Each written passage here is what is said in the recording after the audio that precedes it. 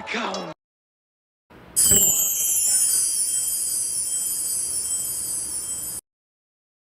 Welcome to the omniverse of Nick, and part 4 to What If Breakdown joined the Autobots.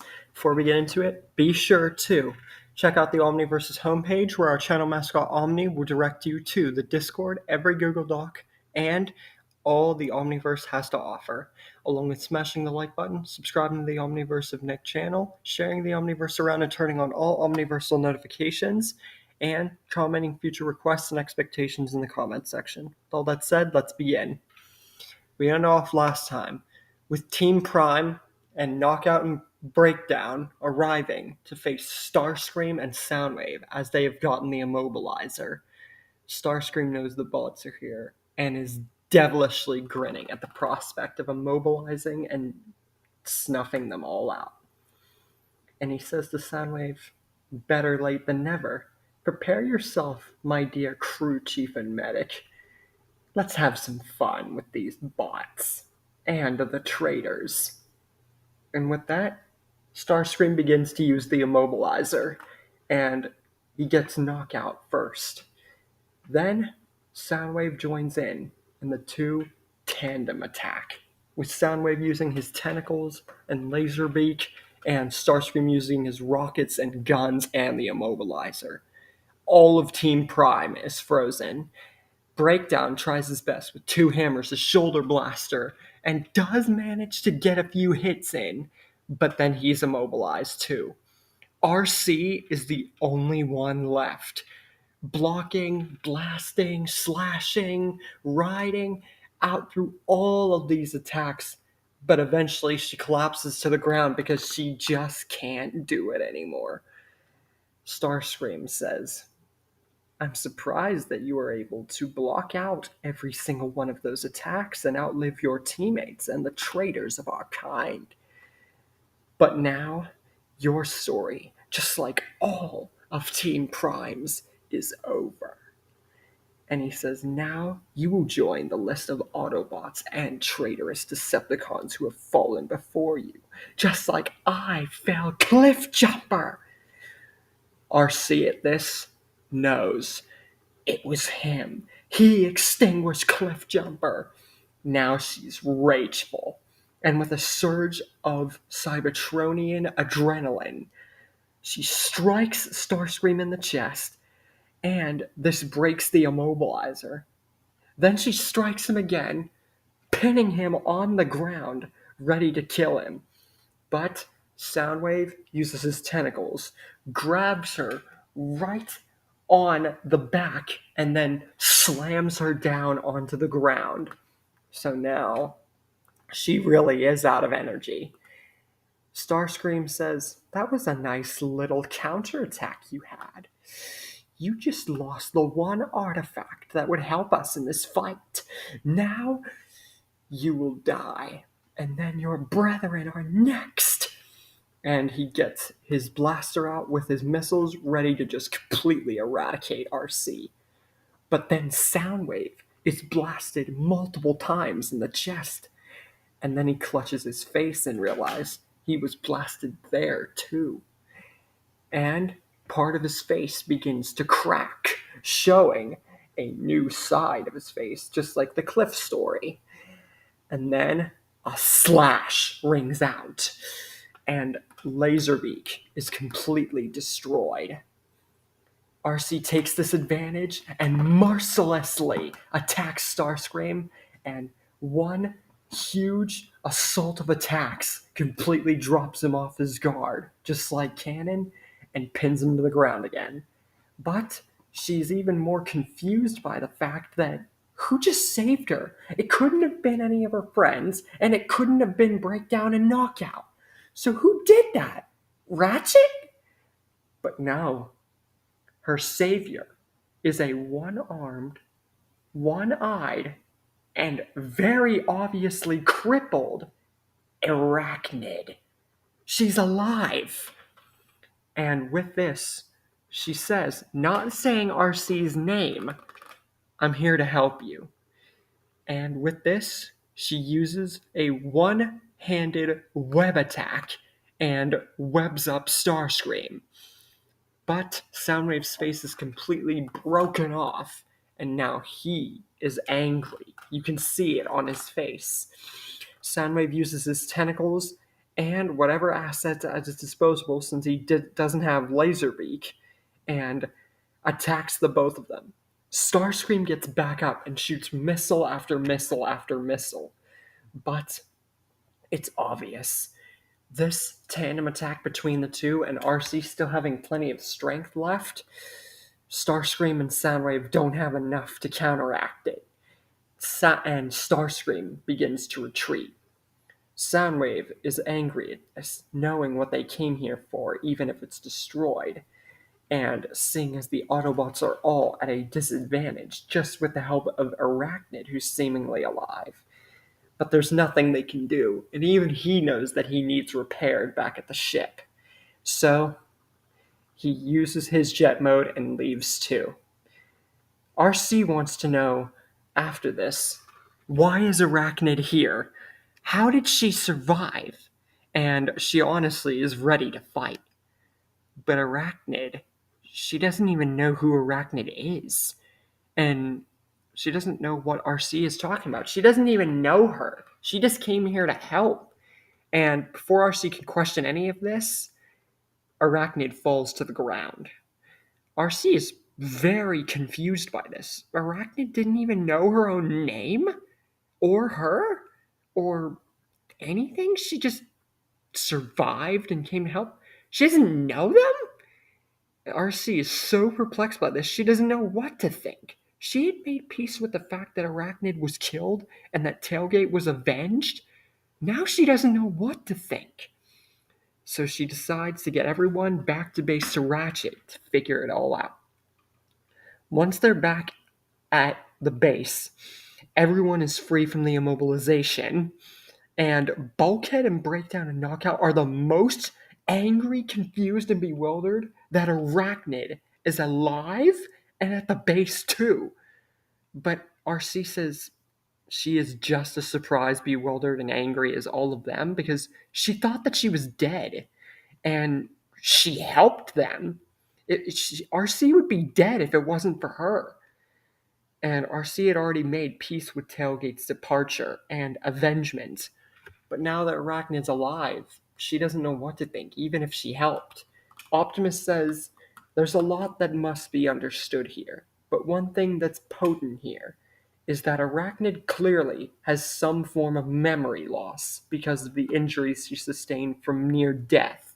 She was slammed at both sides with an attack from Bulkhead and Breakdown, and with the attacks done already by Knockout and RC, it's no wonder that her systems, her mind, and everything is undisputably corrupted, blurry, and damaged.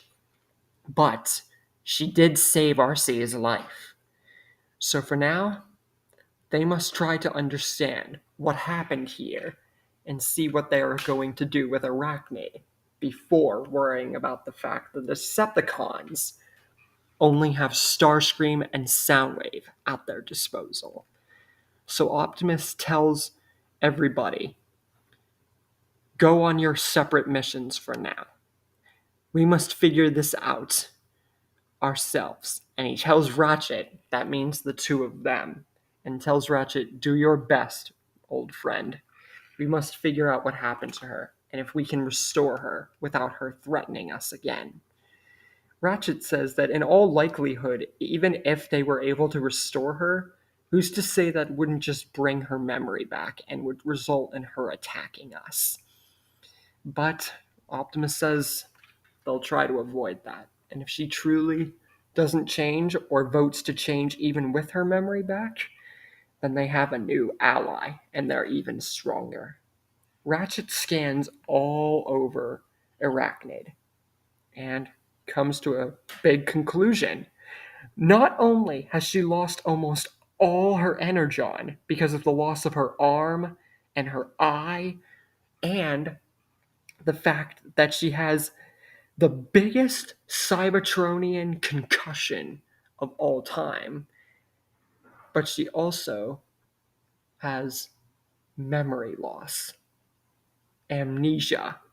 That's why she didn't remember her name or RC or any of them, and why she collapsed. Her near-death experience meant that she is not the arachnid that they once knew, and says that maybe he can work away since she has full amnesia and almost all her energon lost. Perhaps there's a way to keep her from reverting back to the old arachnid. So Ratchet gets Arachnid on the table and performs to fix her eye, fix her arm, and work around the clock to restore her head capacity and very much close to all of her energon, so that she is not the same Arachnid, but her physical form is, as best that he can. So Ratchet says at the end, when it's all done, he did everything he could, and Arachnid stands up, most of her arm back, but the end of it resembling the Ultra Magnus arm, because there was still at least a decent bit of her arm left for him to be able to experiment to get some of it back. But considering Arachnid's design, Ratchet was having to improvise, especially considering the fact that, it's Arachnid, and her eye is fully restored as well. Optimus says now he will talk to her alone. And he tells her, I hope that you are aware of what has happened recently. I know that you are very confused on who you are, on who we are, and what is going on. But you need not worry about said things, Arachnid. That is your name. You have been through a lot, but you are part of Team Prime now. And you helped out RC today. Hopefully you can do that for us more. Welcome to Team Prime. And Arachnid is a full-fledged Autobot, embracing the role, considering that she doesn't really know any of them, because, again, memory loss, and the fact that she saved RC just because. So, yeah, she just sort of embraces it. Meanwhile, the ship, Megatron, is utterly furious. Not only did they lose the immobilizer, but Soundwave's near dead, Starscream almost lost his life, and the Autobots were a flicker away from dying, and they were saved by Rogue Khan that should have been killed?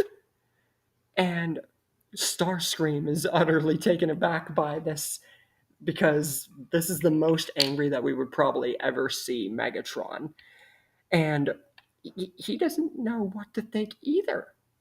But on the plus side, he did come really close with Soundwave to expunging RC's spark if it weren't for her. And without any shadow of doubt, who knows, all of Team Prime probably won't even be able to come back. But Megatron just utterly freaking destroys Starscream and says, "You idiot! Of course they can come back! They have 2 medics on their team, one of which wasn't even there whenever you were fighting. And they also have to take account to Soundwave, who is injured, and without makeshift. Once he is restored, Megatron looks at him and his army and Starscream and says, now more than ever before, the Decepticons are done playing games and waiting to act. We destroy Optimus Prime and the traitors once and for all." So after that, the machine with the synthetic formula, Miko doesn't end up touching that because there's not much of a struggle at all, considering that Knockout and Breakdown are part of Team Prime. And this means that Bulkhead's not going to get hit with the formula. The synthetic formula is instead transferred into a much safer way, and for them to understand it much faster and much easier without anybody getting it in their heads. Starscream and the Seekers are the one to appear in the synthetic episode. Ratchet still gets the synthetic, but not because he just wants to help, but because Arachnid, he doesn't trust her, and the looming cause of 3 cons that have joined the side is getting him all kinds of messed up. So Ratchet saves RC and, does his whole synthetic energon scope like he does in canon, and introduces the synthetic energon to everybody, but Optimus says not to use it on bots just yet. Further testing. Breakdown eyes it suspiciously, which throws off Knockout and Arachnid. Arachnid because she doesn't know any of what's going on, but Knockout because he knows his partner. Ratchet goes for the synthetic again to be at the top of his game, but he sees someone behind him. Breakdown.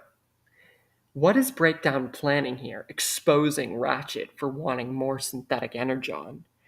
Does he have a plan of his own? Will he act upon it? Will he stop Ratchet? And will Arachnids joining of the Autobots with Breakdown and Knockout and the looming whole thing of the Decepticons losing numbers mean that the story extends for Breakdown joining the Autobots? Or it stops dead in its tracks? Now get out! What? Get out! Everybody get out!